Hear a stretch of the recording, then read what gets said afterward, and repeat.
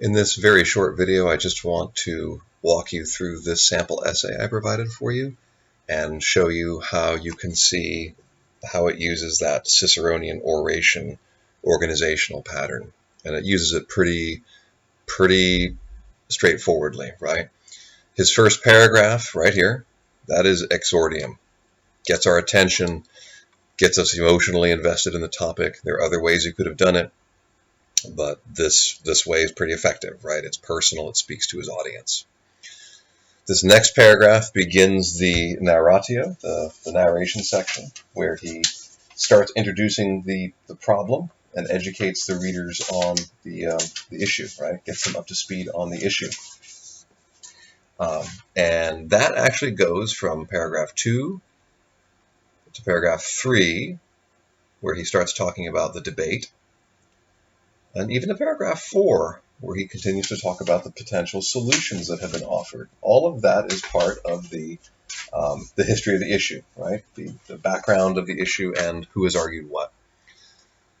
Paragraph 5, the one beginning, while I agree, is the thesis paragraph. We can think of this as the partitio, where he says, here's what I think. This is the I say, the thesis, the answer to the question of the problem. In fact, it's the answer to the question he's posed right here at the end of the second paragraph. The question is, what should the NCAA do to right the ship and fairly compensate college athletes? Well, here's his answer. So that's paragraph 5. Well, after the partitio comes the confirmatio, right? And you can see that begins in paragraph 6, the proof section or confirmatio. Goes paragraph 6, paragraph 7, paragraph 8, paragraph 9. How do I know that?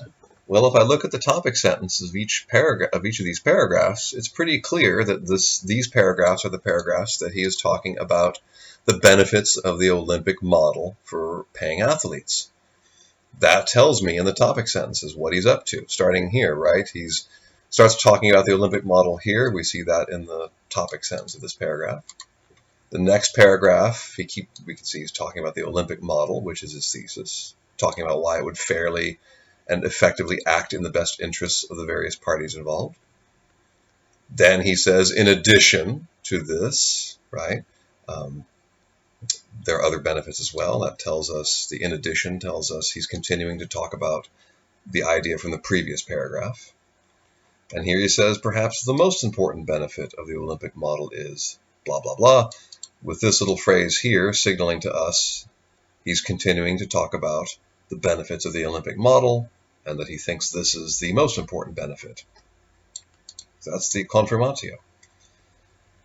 In this paragraph, he shifts to the refutatio, or to counter-arguments. We can also tell this by the topic sentence.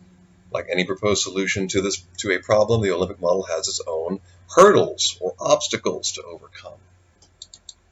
You'll notice in this paragraph, he spends the first part of this paragraph talking about the obstacles, one obstacle, right? The one objection or one problem with his solution.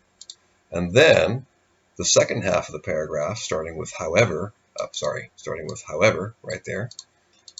The second part of this paragraph offers his response to this objection. So the first half of the paragraph is an objection or an obstacle to his proposition. The second part of the paragraph responds to it. In the next paragraph, he follows exactly the same pattern. He raises another objection from opponents of the Olympic model.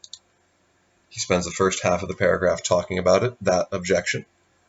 And in the second half of the paragraph, he addresses the objection. And likewise, in this third paragraph of refutatio, he raises a final and more abstract objection, as you can see in the topic sentence.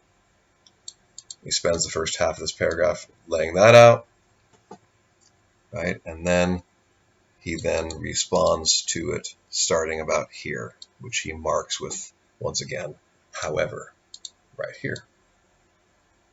Okay, so 3 paragraphs of refutatio, and then this last paragraph, starting here with given America's fascination, is the peroration, or the closing, right, which takes us to the end.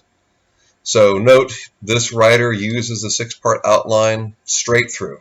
In fact, you can break it down paragraph by paragraph.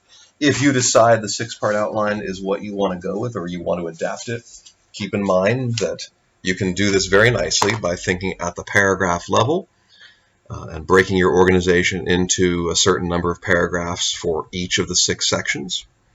And I also want you to notice the deep value of topic sentences. The first sentence of each paragraph tells us a lot about what that paragraph is and where it's taking us, as you saw in this video. That was how I could easily identify what this writer was up to in each paragraph of his essay. So if you're going to use a 6-part outline as a organizational principle for your paper, this sample paper gives you, I think, a really good idea of how you could adapt the 6 parts paragraph by paragraph and build your argument this way. Again, if you choose a 6-part outline, only if you're going to use that tool for this assignment.